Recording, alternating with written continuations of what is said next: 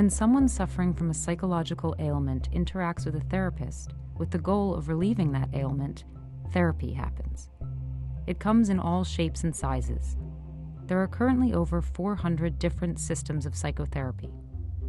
But one family of practices, the psychodynamic approach, has its roots in the Freudian tradition of psychoanalysis, which encourage people to explore their childhood memories and by doing so develop insight into their psychological difficulties. The psychodynamic is a broad term, and it includes things like psychoanalysis and a whole variety of different offshoots that have developed over the last century. The hallmarks of psychoanalysis are several techniques used by the analyst to help their client develop insight into their problems. These include free association, dream analysis, interpretations of thoughts and actions,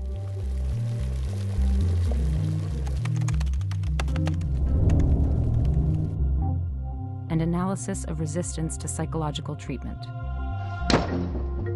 What happens in therapy, the reason why psychodynamic therapy would help them, is because the therapist, in a sense, is exploring the architecture of that unconscious.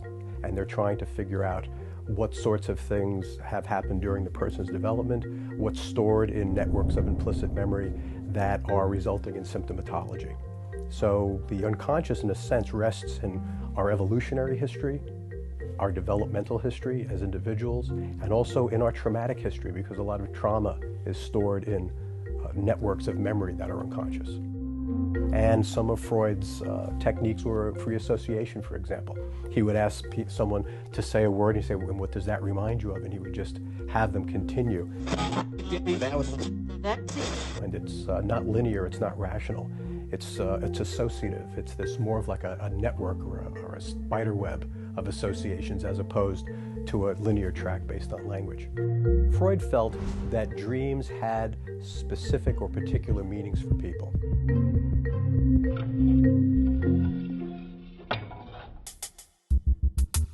There are several distinctive features of Freud's version of therapy.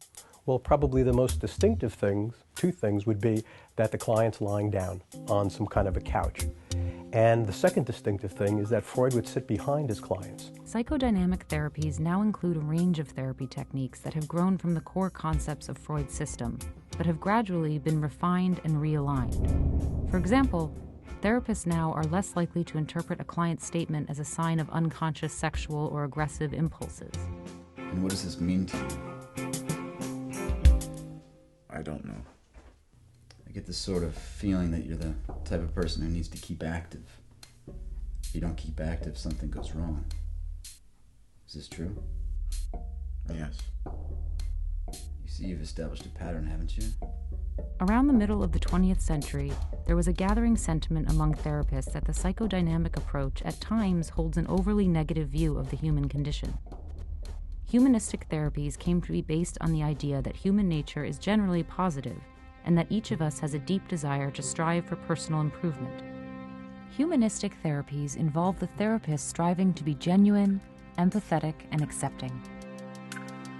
Humanistic therapy has a different starting point. We're not thinking about the evolutionary Darwinian past and the deep history of the brain. We're really thinking in terms of human experience, the phenomenological experience of the client. So this guy that you went to town with really said you're no good? Is that what you're telling me? In humanistic therapies, the therapist and the client usually sit facing one another, and the therapist strives to be genuinely tuned in and accepting of the client. And what does he think of you? He thinks you're no good. And that really knocked you for a loop. I don't care, though. You tell yourself you don't care. But some part of you does care because some part of you is upset by it. People need to have meaning in their lives, or their lives have to have a meaning. And so this whole search for meaning, I think, is sort of key with humanistic therapy.